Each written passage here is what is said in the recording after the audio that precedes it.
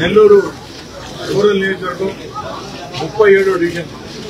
ఈ 37వ డివిజన్లో ఈరోజు సిమెంట్ రోడ్డుకి శంకుస్థాపన చేసుకోవడం అతి త్వరలో వేగవంతంగా నాణ్యత ప్రమాణంతో పూర్తి చేసి అందిమని చెప్పి కూడా అధికారులు కోరడం జరిగింది.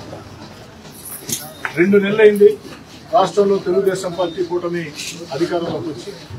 ఈ 2 నెలల్లో నెల్లూరు రూరల్ నియోజకవర్గంలో వాడవాడలా కూడా అభివృద్ధి పనులు ఒక జాతరలా సాగుతూ ఉన్నాయి. ప్రజల కోరిక మేరకి, ప్రజల అవసరాల కోసం ఎక్కడ ప్రజలు ఏది అవసరం అనుకుంటే అదేదైతే ఆర్థిక ప్రాధాన్యత క్రమంలో ఎక్కడికక్కడ అభివృద్ధి పనులు చేపట్టడం జరుగుతుంది.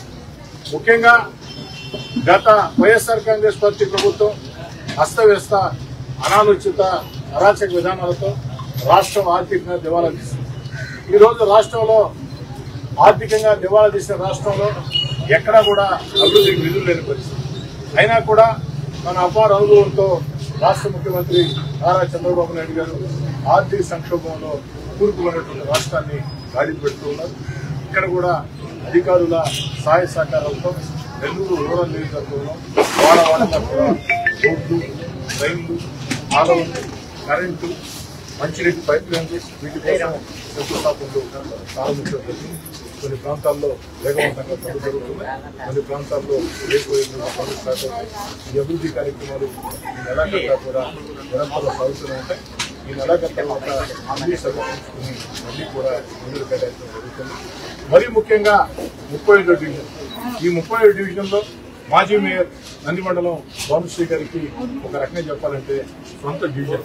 ఈ డివిజన్లో ఉండే ప్రజలతో, నాయకులతో, కార్యకర్తలతో అందరితో కూడా భానుశ్రీ గారికి భానుశ్రీ గారి కోరిక మేరకి ఈ నిధులు పూర్తి స్థాయిలో సరిపోవు, రాబోయే రోజుల్లో మరిన్ని నిధులు కావాలని కూడా భానుశ్రీ గారికి చెప్పడం జరిగింది.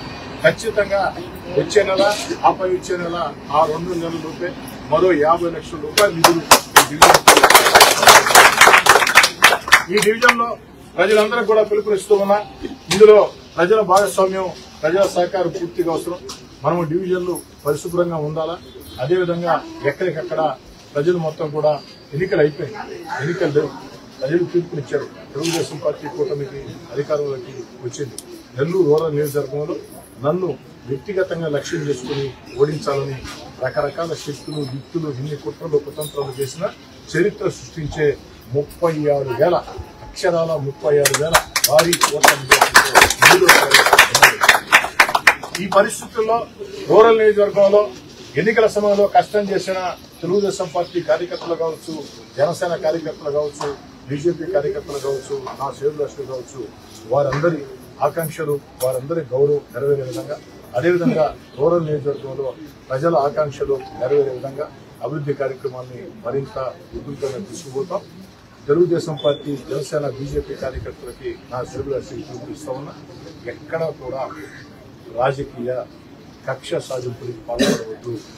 ఎన్నికల్లో మనకు వ్యతిరేకం చేశారని ఏ ఒక్కరిని కూడా ప్రత్యర్థి రాజకీయ పార్టీ కార్యకర్తల్ని ఇబ్బందులు పెట్టవద్దు.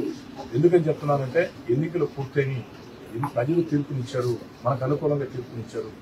గతంలో వైఎస్ఆర్ కాంగ్రెస్ పార్టీ ప్రభుత్వంలో ముఖ్యంగా వైఎస్ఆర్ కాంగ్రెస్ పార్టీకి మనం దూరం జరిగిన తర్వాత ఆ 16 నెలల కాలంలో వ్యక్తిగతంగా మన నాయకుల్ని, కార్యకర్తల్ని ఆనాడు వైఎస్ఆర్ కాంగ్రెస్ పార్టీ నాయకులు అనేక ఇబ్బందులు పెట్టారు.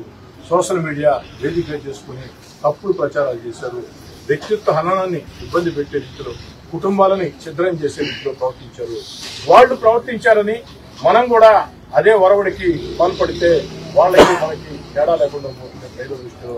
కాబట్టి పెద్ద మనసుతో జరిగినవన్నీ కూడా వదిలేస్తాం.